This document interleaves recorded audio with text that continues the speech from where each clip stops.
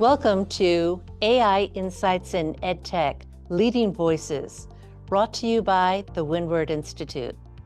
I'm Dr. Joan McGettigan, Director of Educational Technology at the Windward School, where we serve students with dyslexia and other language-based learning disabilities through innovative teaching practices. As a former classroom teacher and current presenter at national conferences like ISTE, I've had the opportunity to explore the role of technology in transforming education. Most recently, I've focused on the exciting potential of artificial intelligence, or AI, to support both teaching and learning.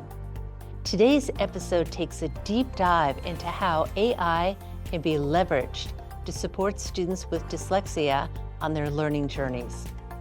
As Josh Clark, leader of the Landmark School and chairman of the International Dyslexia Association, recently explained in an interview with EdWeek, AI has potential to enhance key areas where dyslexic students often struggle, such as writing, spelling, and communication skills. With up to 20% of the US population affected by dyslexia, the need to explore how AI can bridge these gaps has never been more critical. I'm excited to be joined today by Lisa Murray, the Associate Head for Academics at the Windward School. Together, we'll explore this evolving landscape and how AI is shaping the future of learning for students with learning differences. In this series, we will feature leading voices in AI who are passionate about advancing education. Today, we're thrilled to welcome Vlad Gutkovich, one of the founders of Diffit. As an immigrant and English learner growing up in New York City public schools, Vlad experienced firsthand the transformative power of differentiation and strong teacher-student relationships. His journey led him to help build impactful education companies like Vocabulary, Schoolzilla, Seesaw, and now Diffit.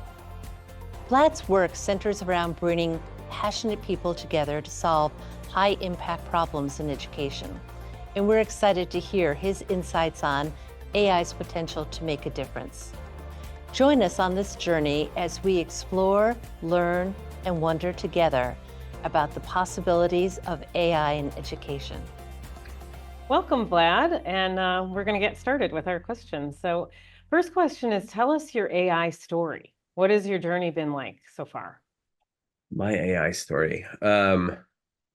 Well, as you know, I've been a sort of accidental EdTech entrepreneur, builder, person for many years through the companies I've helped to build. I was ready for the first time in my career to try and start something rather than be an early hire and help build something that already existed. And right around that time, ChatGPT came out, and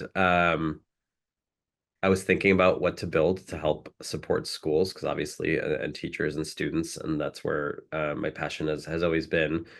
And it just became pretty clear pretty quickly that there was something in this new technology that had a lot of potential to support certain use cases in education that I was very much familiar with. I mean, the very first thing that occurred to me was like, hey, this thing, I wonder if it could re-level text. And this was in like January of, I don't know, 2023, I guess. Because I know that there's leveled libraries, and there's companies like Newsella that have like made that their whole thing, and there's a huge range of reading levels, and there's so many students that are learning English. And so I was actually on a plane, and I was like, let me copy this New York Times article or a couple of paragraphs into ChatGPT and see what it does. I was like, that actually really simplified the text. And that's how my AI journey started, was realizing that there's something here. And then I was at that time starting to explore, again, building something with my co-founder Adam Black, who's a former educator and district leader and product manager. And I sent him a series of screenshots from the plane ride where I was like, look at this thing, it relevels text pretty well without any effort. And we started building, and by started building, I actually mean I went everywhere I could where teachers were in my friends, my family on LinkedIn, former colleagues, and I was like, can we get on a call? I want to talk to you about your needs around releveling text. And then we talked to, I think, 100 teachers in our first month. We incentivized them highly because we're like, the only thing that matters is listening to teachers. And we iterated and we built a little prototype and we showed them stuff. And initially it was more like little widgets, like a leveling thing and a vocabulary list thing and a multiple choice question generator thing. And within a few months, where what we realized was, sure, like individual tools can be helpful, and a little what's called a wrapper, a layer on top of OpenAI or ChatGPT makes it easier for teachers to get the capabilities and use them.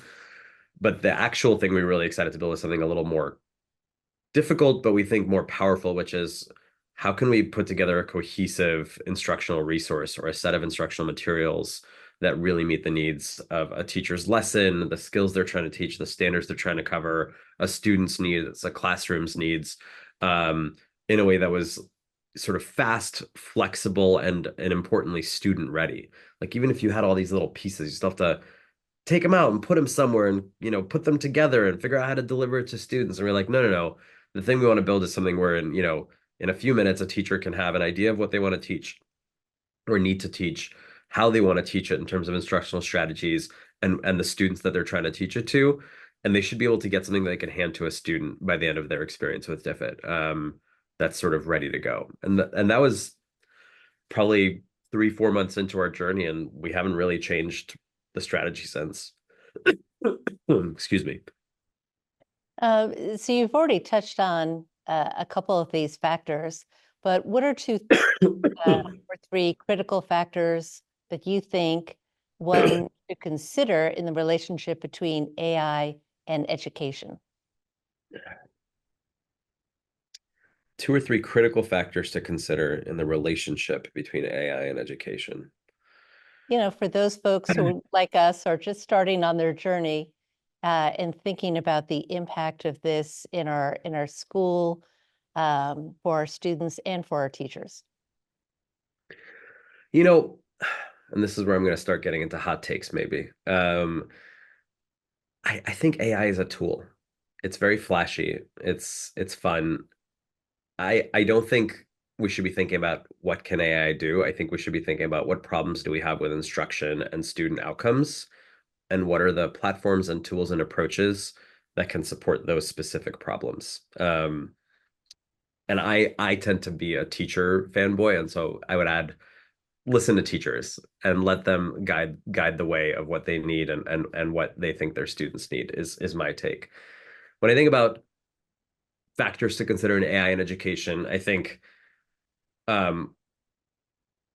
identify the problems that teachers are struggling with and students are struggling with, and look for ways that AI can help, alongside other tools that can help. I personally believe in learning as a deeply social construct, and that teachers deeply matter and relationships matter and trust matters. And so I'm not on the put students in front of computers train, and never have been really on some level. So I guess maybe that's a consideration where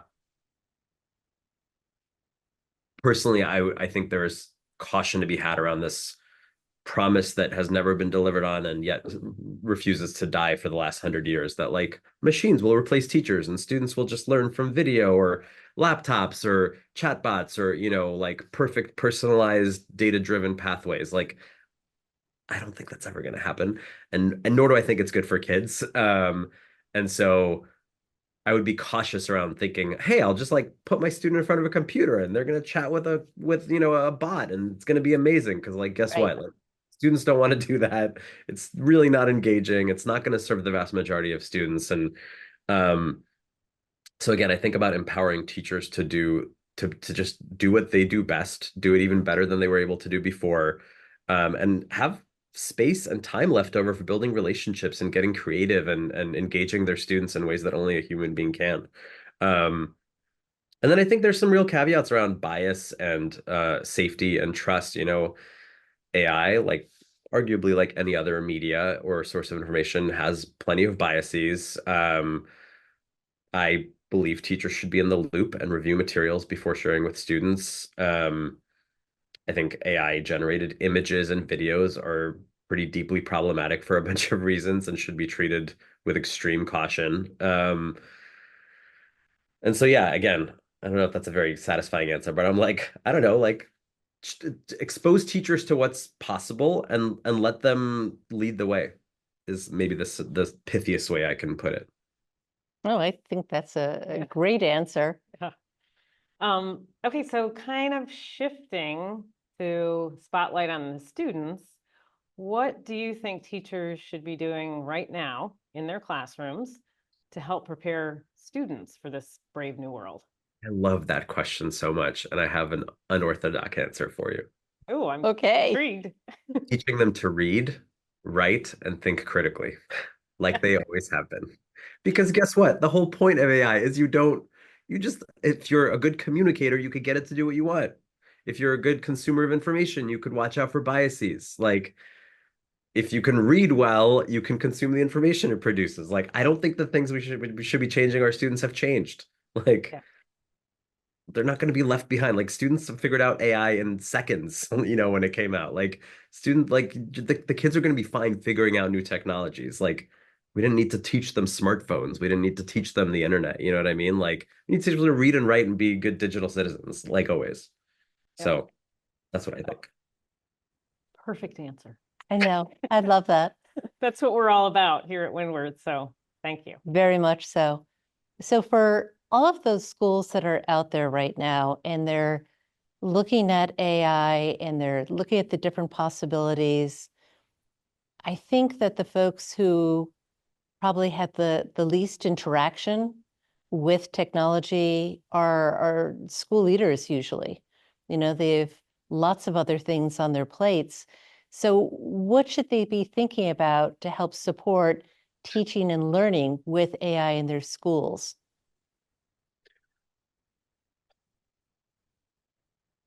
That's a tricky one. And actually, I've seen administrators in many ways be some of the heaviest early adopters of AI because they have so many administrative burdens. And AI is great at Yes. firing off Yes. an email so I think with AI, it's been a little different. But so a couple of things. I think, and again, I'm not an administrator, and so take everything I say with a pound of salt. But I think that unblocking access to safe tools so they can be tried without a bunch of rigmarole is one thing. Like, there should be some basic safety guidelines around any apps or EdTech or internet sites, as there always have been. This isn't new, typically decided by the IT department, especially if like AI tools aren't plugging into students or sharing student data or interfacing with students. I think like kind of just like get out of, at least like step one is get out of the way so teachers can experiment without running into firewalls and getting scary messages from the IT department that they're going to get in trouble if they use something new or just like let teachers will very quickly understand if something's useful or not, but for that to be possible, when when a friend tells them, hey, check this out, at a party, they have to be able to log into the thing and not be blocked. So that's one thing. I do think that I'm a big believer in teacher-driven adoption rather than tops-down adoption in general of tools and programs. What I think administrators should not do is buy stuff and then tell their teachers, hey, we bought this, use it. And that's true for AI, just like it is for anything else, to the degree possible. And I think just encouraging and creating spaces for exploration, right? Like all the AI companies, Diffit included, are like very excited to let teachers try it, to support them with, we have like a gift card program to buy donuts if you want to hang out with teachers and play around with Diffit. Other AI companies are doing similar things. Like everybody wants you to play with their stuff. Just like let teachers play around and decide what's useful and what isn't. I think is important, but have some guardrails in place, right? I think administrators should be clear about where the line is of like, this is safe use and this is not safe use. And I tend to think that's around student facing tools more than anything else. But because teachers are adults, they can make their own decisions about what's appropriate for a student or not, as long as they're a filter. Yeah, I don't know. Mostly, I think admin should get out of the way. Yeah. Get out of the way, Get out of the let way. them explore. Okay. All right.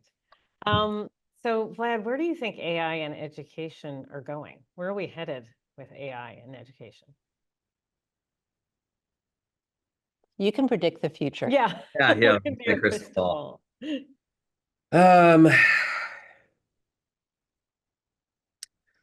So I don't know. I think to answer that question, for me, it's helpful to look backward rather than forward at tech adoption over the last 50 years, 20 years, you pick it. There's been way more EdTech in the classroom in the last 15 years than ever before. Lots of purchasing, lots of laptops. And I think now don't quote me on this, but I don't think I've seen like the fundamental numbers move much around, student outcomes or inequality or the like learning gaps. And so I do not think AI is going to revolutionize education or fundamentally change how learning happens. Like, it won't. None of the other ed tech has. This isn't going to be different. I don't believe that, I think that a couple of things may happen. One is hopefully schools will start spending less money on curriculum and ed tech because AI is driving down the costs of making content and the costs of providing tools, of building software, which hopefully should be passed on to schools so they have more money to spend on teacher salaries and student engagement and like the things that we should actually spend more money on, not technology. So hopefully that'll happen. Although, nobody ever wants their lunch eaten. So we'll see. Hopefully teachers will have less other stuff to deal with so they could focus more on teaching. I do think AI can help with administrivia. I think it could help with some time savings across lots of different surface areas. And teachers having more time and burning out less and having more energy and not working weekends will, I think, keep better teachers in the profession, will bring more teachers into the profession, and will result in better student outcomes because teachers have more space and time and energy and emotional sort of bandwidth left over for their students after their 1,000 tasks are done. And so I think that's the best we can hope for, is teachers have more time and are burned out less and have an easier time putting together the lesson plans that they know their students need or they're excited to do, but otherwise would have taken hours and hours and hours, and now they could do much more quickly. No, I Going to be agree transformed. wholeheartedly. Like if I was a betting man, I would say in 10 years, education is going to look more or less like it does today, which is more or less like it looked 10 years ago, because it's like the least changing system ever. So true.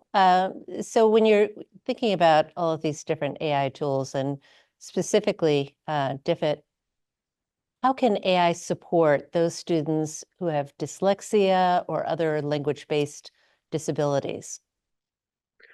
So this is where I want to be extremely clear. I have absolutely no expertise in dyslexia or language-based disabilities. And so you can answer this question much better. Again, I'm betting. What we've seen is a couple of things where I believe it can be helpful. One is simply an easier way for teachers to give students more relevant and sort of right-sized, right-leveled at-bats at reading, right? So that's like personalized, high-interest readings and, sort of like more materials within a student's zone of proximal development and just stuff that used to be kind of hard to do. And so everybody would get the same stuff and, good luck. So I think like scaffolding, universal design for learning, differentiation, all the like research-based strategies that have been shown to support students with disabilities, I think AI can make it easier to enable and empower those strategies in the classroom because tools like Diffit and others can much more quickly produce instructional materials that are aligned with those sort of best practices. Mhm. I think based on my, again, limited understanding, I think sort of when you think about scaffolding and UDL and you think about graphic organizers, you think about multiple points of entry for different students at different levels. Again, I think what Diffit is trying to do, at least, is marry sort of AI's ability to quickly produce content, try to actually make it good content, which is, by the way, hard because most AI content is not very good. So like make it rigorous, make it based on actual cited information on the internet, so it's not just made up stuff. Like align it to standards. But then not just like give students a reading and questions. Think about instructional strategies that drive collaboration, that encourage students to express themselves in multiple modalities in terms of how they demonstrate understanding of the content. Give students multiple points of entry, whether that's with multimedia like images, or explicit vocabulary instruction, or background knowledge building before engaging with a primary source document. So that was a little ranty, but I think that's where my head goes when I think about supporting students with learning disabilities and where AI can help. Now, that's for Diffit. I think there are a bunch of other tools on the horizon being developed, already out, that could also be helpful. There's like great read aloud stuff coming out where like text to speech, I think, is going to be pretty powerful.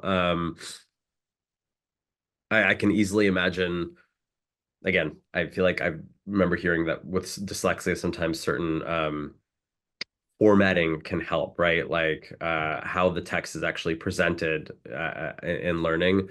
I think AI is going to be able to pretty easily take a reading at some point, and you press some dyslexia button, and it might, chunk things out or color code certain things in certain ways or whatever. So I think there's a lot of potential there. Excuse me. Great, thank you. Also kind of shifting gears to ethical considerations. So what do you think for classroom education when looking at AI, what ethical considerations do you need to kind of prioritize? Oh, that's a big question.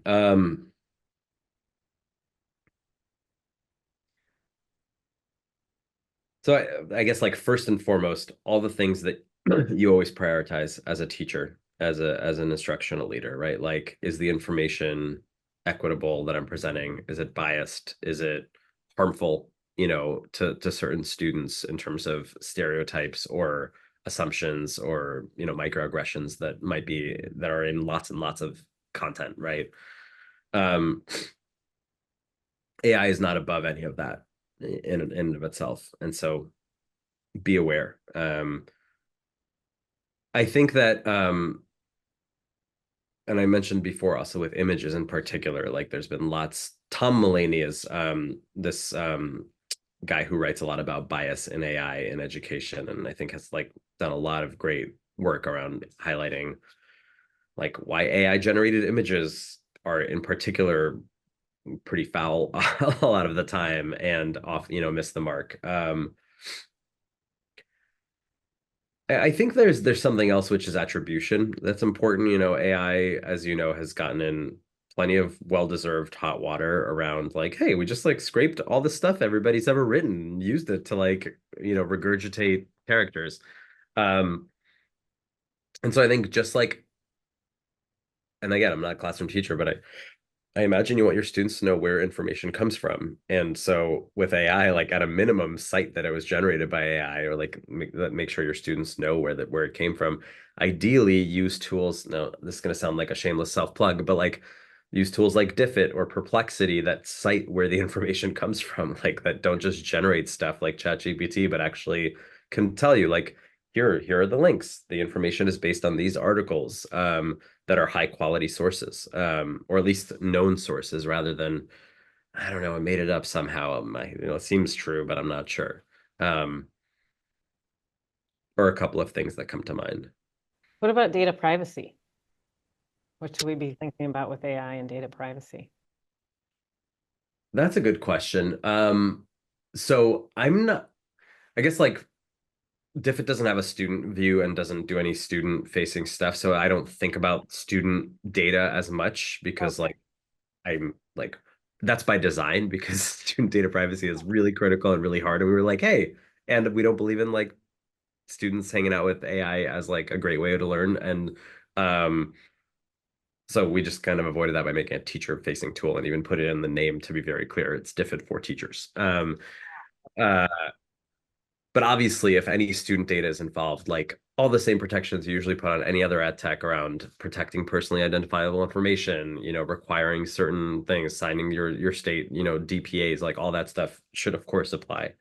Um, I think the one thing that we get questions about quite often that may be related to data privacy is my data being used to train these large language models, right? Because if you just use regular chat GPT, whatever you put in there is sort of recycled back into the system. And now, if you put some students' private information in there, or you like uploaded an IEP, or you use the student name because you're trying to personalize it for something, that's now sort of part of this giant black box that who knows might pop up somewhere else, and that's very scary. For companies, Diffit certainly, and I'm betting almost any other ed tech provider that's leveraging AI, because we have an enterprise level agreement with OpenAI or Google, Gemini, or any of these other providers. That means that none of our business data is used to train their models, which means anything that a teacher puts into Diffit does not go to ChatGPT as part of their, sucking up of information. Okay. But it's a great question to be asking your providers. Like, is any of our data going to be used to train your business or the underlying AI models that you use? Right. Right. It really is a great question. New York, as you know, has very stringent data privacy laws, but Ed law 2D? yeah, it's as other schools anywhere in the country who may be listening to this podcast, it's a really good question for you to kind of jot that down, because Vlad is right, and ask the different providers about that, because it is something to consider. So if you're not in a state that has really good data privacy laws, by all means, you should be considering that. So setting aside those concerns, and I know what a champion of teachers you are, and that you've talked about your hopes for how this may change and make things a little bit easier for teachers. So are there any other ways that you see the role of teachers evolving with increasing use of AI in classrooms?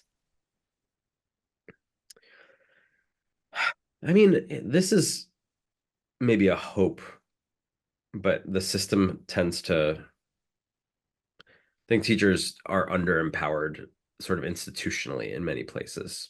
And so I don't know. I hope AI can help. What I hope is teachers can regain more autonomy and trust and discretion, because they will now have the tools. Like, they will not have to be a delivery mechanism for core curriculum, which I think happens often. And like, teachers don't want to be that. It's not, and like they know their kids aren't, that's not quite right for their students, right? But it's like, okay, well then the alternative is spend 8 hours on a Sunday finding your own stuff and cobbling it together. And so what I hope is that it could change the role, and that teachers can have more discretion and ability to drive their lesson plans and the pacing of their students' learning, with high quality tools that aren't sort of mass adopted, mass consumed, one size fits all, which should hopefully give them more joy and fulfillment, and I think drive better student outcomes at the end of the day. Well, Which that would is be lovely. it's That a leads right perfect in, segue right to into our next question. Of course, as educators, we're all about student outcomes and moving students along. And so we wondered if you could share any success stories where AI really significantly impacted student outcomes. Yeah, I mean, we haven't collected a ton of like rigorous data, right? Where we get a ton of anecdotal data. And in fact, there's like a whole wakelet we've put together of teachers sharing their stories online about Diffit. There are anecdotes that come to mind, there are anecdotes about newcomers that, are expected to learn 10th grade biology, and how like the teacher and the ELL interventionist are just like, I don't even know how to teach this, in Spanish. What am I going to do that just like helps students keep up with the content There's stories about students that had to be out for a surgery for 2 to 3 weeks, and Diffit making it very easy for a teacher to catch them up with independent work by producing, quick summaries of the stuff they covered and background knowledge, and enabling them to sort of catch up and keep up in a class. There's stories we've heard around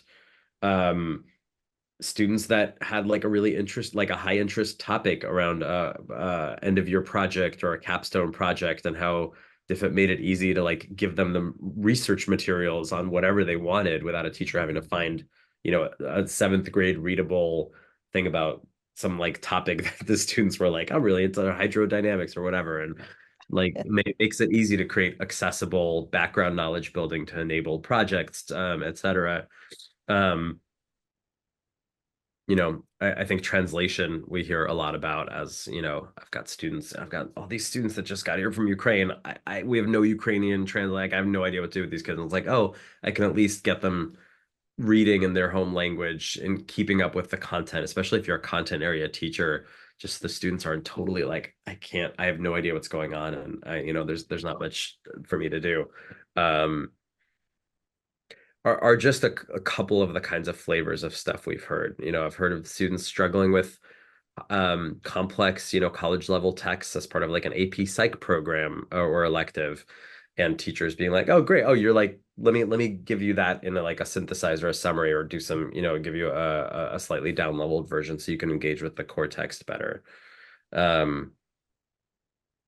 Yeah, those are a couple of, it's like anecdotes. I can't say like Diffit is proven to increase student, PLA scores by No, 17%. no. Those are really powerful anecdotes. Thank you. No, that's great. We're big believers in qualitative data too. Yeah. This is a question that we're kind of curious.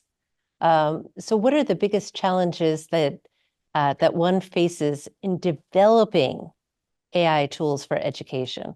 What are some of the obstacles or sudden discoveries that you came across? Because I know there are some teachers out there that are thinking to themselves, well, you know what? I kind of would like to maybe develop a tool myself. So Love that. what are some of the challenges that they might face? They should. And I think it's PlayLab. I could look this up later if you're curious. There's an organization, a nonprofit, who specifically exists to empower teachers to build their own AI tools, and has a bunch of building blocks and sort of startup guides that are designed for teachers and schools that want to make their own stuff. And I think that's fantastic, because it really is very easy now. It's easier than it's ever been to build an app, to build a tool using AI. But yeah, what are the challenges? I mean, I think one core challenge, and it's both what makes AI so powerful or generative AI so powerful and so disappointing sometimes, is that it's like a probabilistic system. I don't know if this is, I'm sure most of your viewers already know this, but the way AI works is it literally basically guesses the next like word chunk in a sequence based on it's consumed everything, and it guesses with what next sort of word essentially follows each word. It's not thinking, it's basically regurgitating the sum of all the things it's read and being like, well, usually if you're writing about boats and you started a sentence with there are many kinds, and then it'll be like of boats, because usually when I've read things like that, it sort of sounds like that, right? It's parroting it back. But that means it could be wildly bad sometimes and just like totally make things up, repeat information, just like miss the point entirely. And so wrangling AI to be consistently high quality is really hard, and way harder than we expected. Like, especially since this is maybe for Diffit specifically, but because we started and have been committed to using cited sources as part of, we don't actually just ask ChatGPT or whoever to like generate a reading about whatever the user put in. We go out on the internet, find a bunch of sources about that topic, grab text from a bunch of those, and then ask AI to synthesize it while pointing to where it came from. And it's like hard to get it to do a really good job. It's hard to get it to be consistently on grade level, like again, it's read lots of stuff. Most stuff isn't written for second graders, and so it Yeah. tends to err. And like you ask it to write them something for second graders, and it's going to use a bunch of vocabulary words and syntax and sentence structures that any second grade teacher will be like, that's not for second graders. Um, so that's tricky. Just like getting the content to actually be what you want it to be consistently and predictably is hard. I'm trying to think what else is like. I think in general, building a the more specific you are, the easier it is to get what you want. For Diffit, the challenge is we're trying to build an instructional materials platform that serves a very broad range of teachers and subject areas and grade bands.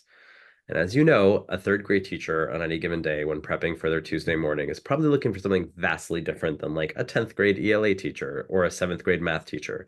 And so how do you create experiences that really meet people where they are, understand their context, and deliver on, the thing that they either know they want or maybe don't know they want, but are delightfully surprised that you gave them on a silver platter is challenging.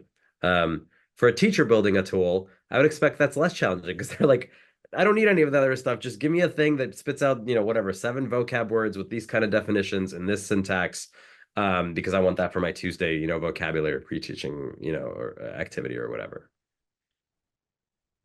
Those are some things that come to mind, at least. Thank you. How about personalizing learning experiences for students? Can you think of some examples where AI could really help a teacher tailor learning experiences to student interests, student needs, Totally. levels? That's a place it shines, and that's, I think, that's not unique to Diffit. You could do that on ChatGPT. You could do that on any number of tools in terms of just getting a reading. Now, tailoring a learning experience is much broader than tailoring a reading. And I think depending on what you define by learning experience, that could be really hard, because we're talking about entry points and, skills and pacing and scope and sequence and all sorts of stuff, right? As far as getting readings about high interest topics, oh my God, it's great. Like one of the first users we heard from, a year and a half ago was a speech language pathologist in Las Vegas. And we were looking at our data and we saw somebody using Diffit every day. And we're like, what is this person doing? So we got her on a call and she was like, yeah, like my students come in because she has a caseload and she like cycles through tons of students. They come in. I'm like, what'd you do this weekend? Or what movie did you watch? Or what video games did you play? And they'd say something, she types it into Diffit and prints it out of the printer. And that's the reading for the day that they work through because it's like literally about, and it takes 10 seconds. And That is really so you can, I mean, I've got a 7-year-old or 6-year-old, almost 7-year-old at home who's obsessed with Pokemon. And I make Pokemon activities in Diffit that are like, at a second grade reading level with like some vocabulary and, it's very, very easy to personalize to student interests. I love that. So building on that and the earlier question, thinking about teachers who may go in and want to create a tool, how can we ensure that AI tools are accessible and equitable for students when I know Diffit doesn't have that student side, but what are some things that teacher developers maybe should be thinking about?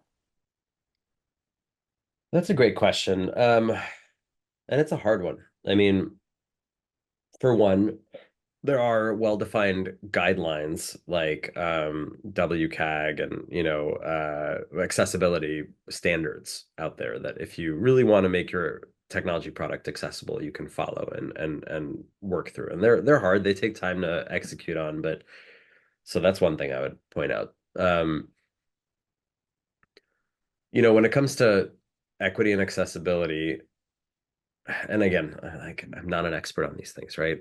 But like the things I've heard along my journey are like device and internet access are an equity issue. And so don't assign things that not every student can do just as easily as the next student, whether at home or there. I'm a fan of printing things. I don't know. I've been seeing a trend actually in US education over the last few years where people are printing. We're big fans of Yeah. printing things. Like it's not rocket science, like students can read print. And in fact, lots of research shows that students read better, like digest information more, are more engaged when reading off of print. So Yeah. again, not an expert, but that's one easy way to solve the technology divide is print stuff. It's not crazy. I think that I will say this, like leveling is something, again, I'm not an academic,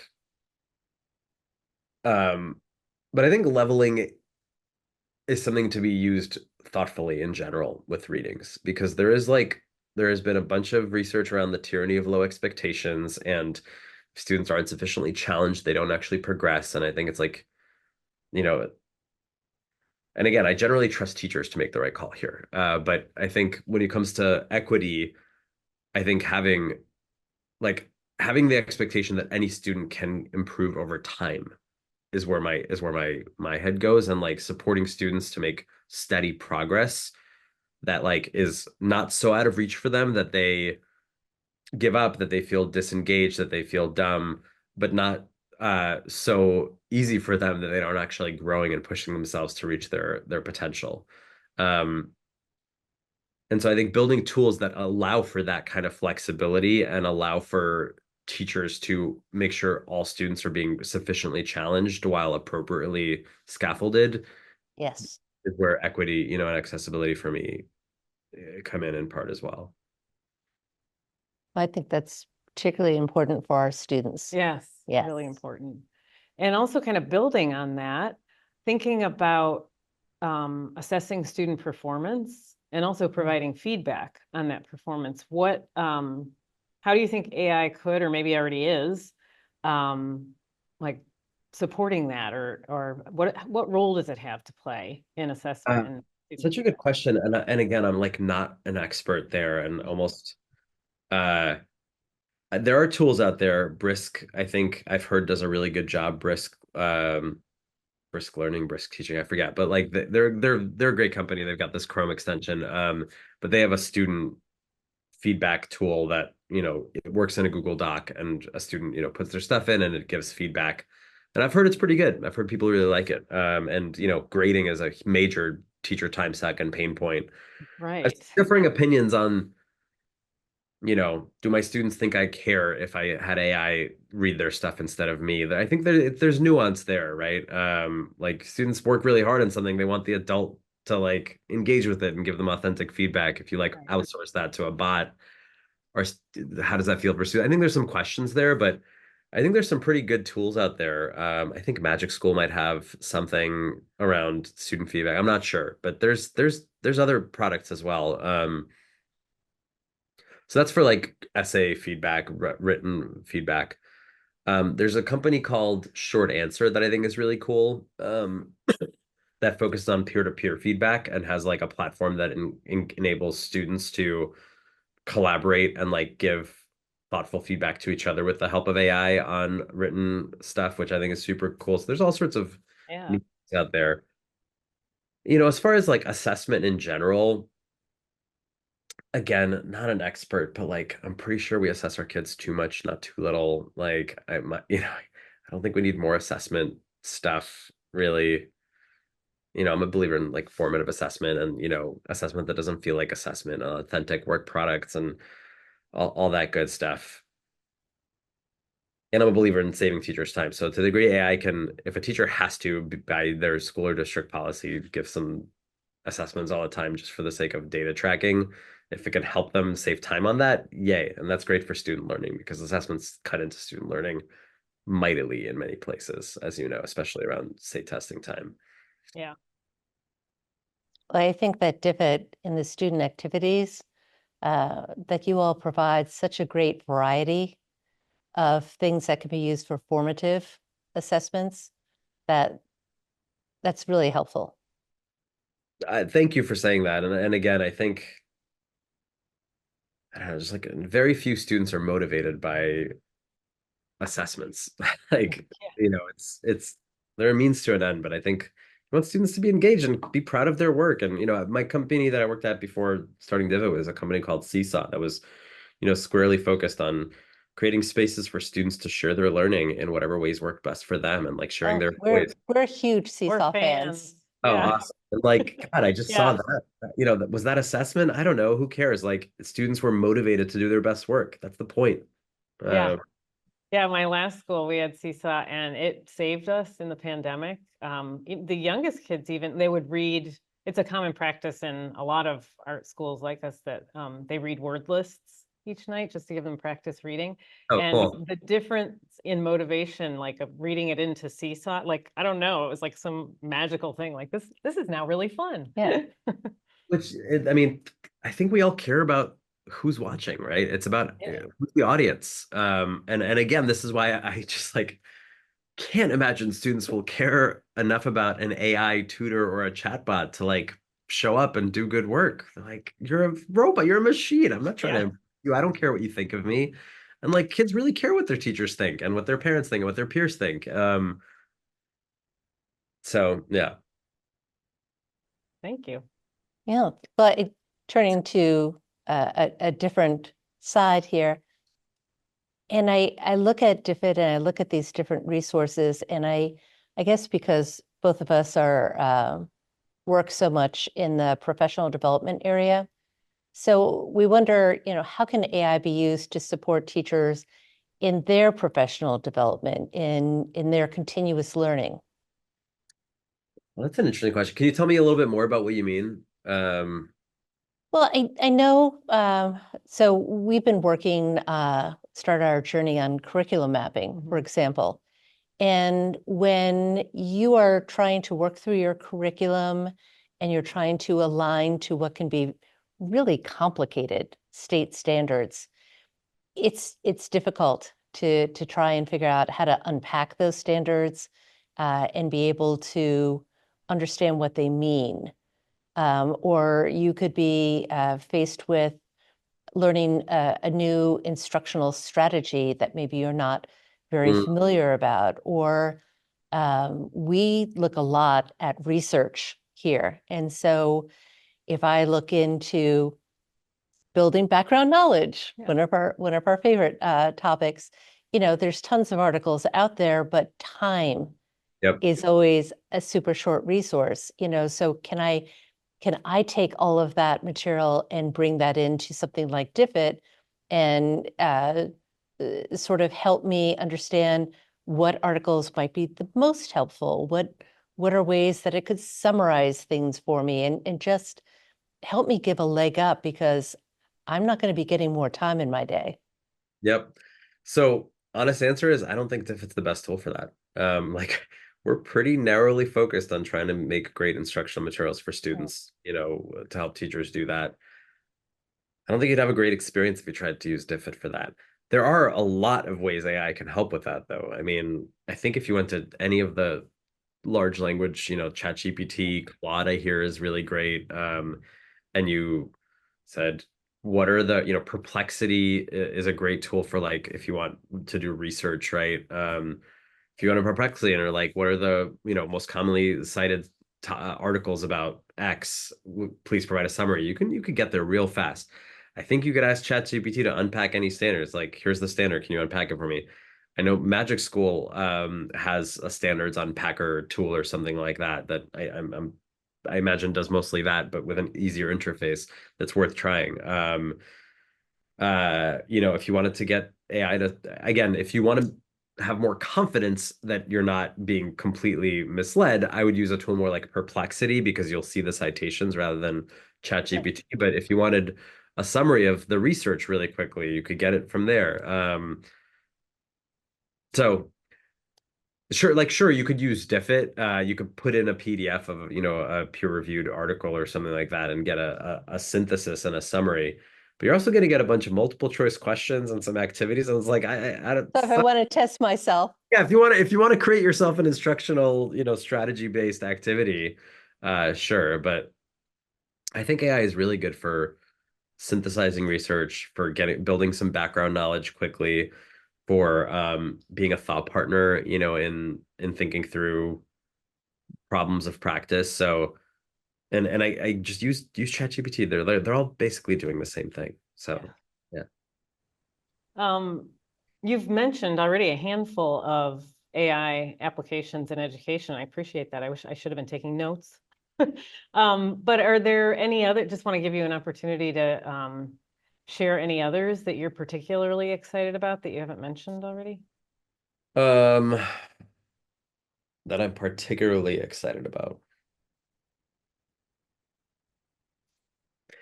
Again, you might have picked up on this, but I'm not that excited about any ed tech I uh, have picked up on as its own thing. Like it's a tool, I don't know. I'm not that Yeah. excited about hammers, but I think hammers are great, but I'm more excited about the carpenters that know how to wield them. To take the metaphor a bit further. Um, I've heard some, well, I don't know. It's hard for me to separate what's like looks cool and seems fun and potentially useful from like any conviction that it's actually going to be that Yeah, helpful. honestly, that's kind of why we're asking that, because that There's a can lot be of really acknowledged. fun, cool stuff out there. I don't know. There's like something called Suno that you can make songs with about anything. Like somebody made a song about Diffit using AI. It was fun. Um, there's this thing called Notebook LM that I've been seeing a bunch of buzz around from Google that, among other things, allows you to put whatever you want into it, and then it like generates an AI created like podcast of people talking about the thing, How fun. Oh, wow. which seems really cool. I don't exactly know how you'd use that in instruction, but like, Yeah. maybe. Well, maybe as a Yeah. study guide for All right. kids. Yeah, or to like, add a little spice to something here and there and, make it a little more engaging, I think is pretty interesting. Like I said, I don't know these tools that well, but short answer seems really cool to me, and that it's getting students talking and collaborating more, and that's always a good thing. And so again, I would look for like, what do we want to happen more in the classroom or happen better? And then look, there are probably tools out there that are trying to solve that problem. But yeah, I there's not love like that. one amazing thing that I'm like, oh my God, this is going to change everything. Yeah. I'm just happy when it comes up with recipes for things that are already in my refrigerator that my daughters can make. There you go. That's a great solution to me. Uh, it's really interesting in our educational world. Um, Everything is very research based, and our teachers work so hard. Um, and it's not easy finding time in the day, to kind of adopt new practices and think about these things. And I think understandably, there's a lot of educators out there who have healthy skepticism about AI. So what advice would you give educators who are maybe hesitant about even dipping their toe into the water and adopting AI in their teaching practices? I'm not sure if this is the right answer. Okay. But my instinctive answer is like, great, don't keep being hesitant.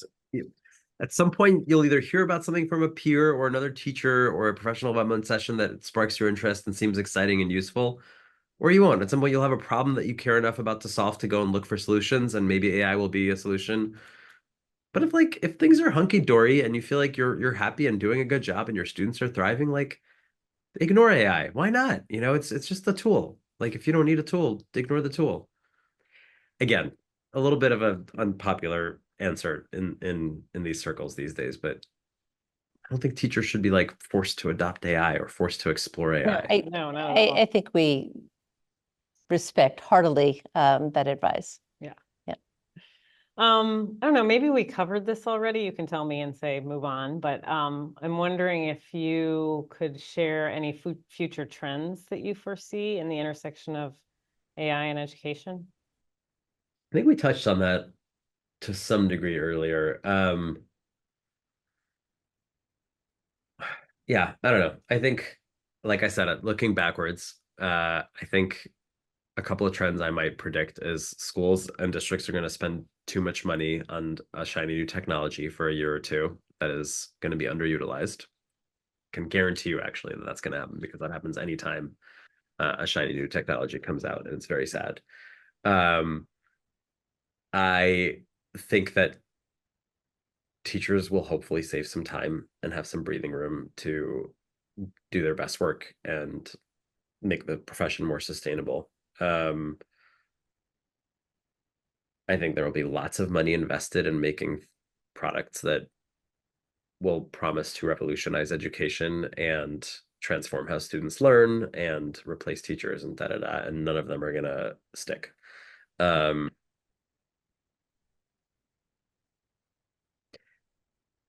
And I think some pretty interesting things are going to happen around in like scaffolding, and hopefully what happens is anybody developing instructional materials, anybody developing lesson plans or scopes and sequences or core curriculum can now design with sort of a more flexible, not one size fits all approach that allows a teacher, without doing all the customization themselves that they end up doing or not doing, to sort of have high quality instructional materials, sort of to marry sort of high quality with the flexibility that a real world classroom. It's like, I think people that develop EdTech tools often don't understand, like, it's crazy in a classroom. Like, every day is unpredictable. It's wild. It's like a 3-body problem, but with 30 bodies or something like that. Yeah. Like, there's no once, oh, great. Like, yes, here's my pacing guide. It's like, that's gone in a week. And so hopefully like everything can start being designed in a way that better honors the truth of what a real world classroom looks like, which is that it's wildly unpredictable and hugely differentiated and deals with like 100 complex things other than learning, like behavior and what students ate for breakfast and what happened at recess and like all this stuff that like technology or curriculum often like just like pretends to ignore. It's like, no, here's the like perfect textbook, and if you just get through it, everybody's gonna be fine. And it's like never true. Yeah, that is exciting because our teachers are working so hard to meet each of those kids where they are, and that in that chaotic world you described, that's challenging. And it's despite, not with the help of the curriculum and like the stuff they're given, right? Too often, at least. So that would be my greatest hope, is that like kind of everything is built around empowering teachers to flex in ways that don't sacrifice content or their like work-life balance. Yeah. Well, I hope you're right, because we definitely need that would be cool. that, and teachers would really appreciate it. Yeah. Well, I like, that's what we're trying to build, like that's the Mhm. vision for Diffit, right? Is how can we create an instructional materials platform that sort of marries the quality and rigor of the best curriculum in the world with the flexibility and like just-in-timeness of teachers scrambling on Google or getting something, online, or begging, borrowing, and stealing from their friend because they just don't have the thing they need for that one student or that one group or that one lesson. I like closing the questions on that note of optimism. Yes. I appreciate that. But I did have some questions that came from some of our teachers, and because they really, and I think teachers are just naturally like this. We all want to be the best and on top of our game and have the most solid approach. So when I'm entering into the world of Diffit, and I'm going to be creating and working in our favorite example unit, the 8th grade Civil War unit. What are some things that I should think about when I need to pull different kinds of resources together? And here I have access to Diffit, so start me off. I just sat down in front of a computer. I just opened up Diffit. I'm in this Civil War unit. What should I be thinking of? That's such a good question. So the first thing I would say is, what do I need? What do I have? What do I need to accomplish with this unit for my students? And what am I missing? And, so clarify, what am I missing in terms of instructional materials or differentiation, or right, what will get in the way of successfully executing on this unit? And again, not a teacher, so I'm probably gonna use a lot of the wrong words here, but like, I think the more clarity you have there, if it's like, hey, my students are missing some key background knowledge that would help them better engage with the content I want to get through. Diffit can help with that. Great. Let's like type in the topic, whatever it is. Pre-Civil War, government dynamics in the US, whatever like would be helpful. If you're like, I looked at some of the primary source documents we're going to be trying to work through, and there's some vocabulary that my students have definitely never seen. I think it would be good to pre-teach some vocabulary. Great. Like go to Diffit, use Diffit for that, and grab a vocabulary activity, customize what words you want to put in, maybe add some images, do that as a like quick stations rotation, right? Or do it as independent work, or do it, whole class, whatever, right? If you're like, this material is kind of dry, and the thing I'm worried about is that like the textbook just let's read and then answer questions, read and answer questions. I want to mix it up a little bit. Like, cool, grab the content from the textbook or the PDF or whatever you want, or just like type in the topic or the standard. But then mix it up with what activities you use, right? And we're going to do a notice and wonder. We're going to do a social media style summary where like we take a picture from the Civil War and like everybody writes a hashtag, like to switch it up. So is engagement the problem I'm trying to solve? Is background knowledge? Is it vocabulary? Is it, factual practice? And it's like, I think my students aren't really retaining the information. I want to give them some more practice. So be clear on what problem you're trying to solve, and then not always in the easiest way, and we're working on it. Sometimes you have to kind of poke around a little bit to figure out the right way to solve the problem, but like Diffit could probably help you with it. I think that would be my advice. And again, everything I know about teaching, I've learned from teachers. So you all tell me, like, I would be thrilled to hear what your teachers are, how they're approaching that, because that's the tricky part I mentioned earlier, is when you're building a product that aims to support lots of different types of teachers and use cases. I think we have our work cut out for us to help connect the dots for people, and we're working on it. And we're talking to lots of teachers to help us better understand how to do it. Yeah. Okay, one last question. We're always, as educators, trying to develop our kids' critical thinking skills. So what is the promise of AI, and how could it be used in service of developing critical thinking in students? That's a good question. Well, I'll tell you, the first place my head went was just because I know Diffit better than, a lot. Like, I live and breathe Diffit Yeah. my working hours. Like, there's a whole bunch of critical thinking activities in Diffit that ask students to reflect on a reading and evaluate claims and evidence, and compare and contrast opinions, and all these sort of like standards that are important, and there could be great instructional strategies around. I think when it comes to critical thinking, again, way out of my lane here as a not teacher, but my sense is the content matters less than what you do with it, right? And so like it's actually about how you engage, how you analyze, how you debate, how you reflect on whatever you read. And so I think like AI is great, like, but you want the content to be engaging enough and interesting enough that students aren't super bored. So like, great, generate, like, I don't know, what do they care about right now? Like, who's better, Argentina or Brazil in soccer? I don't know if or high interest readings are easy to make with AI, but then plug it into an instructional strategy that is specifically designed to engage students in practicing critical thinking skills. Mm-hmm.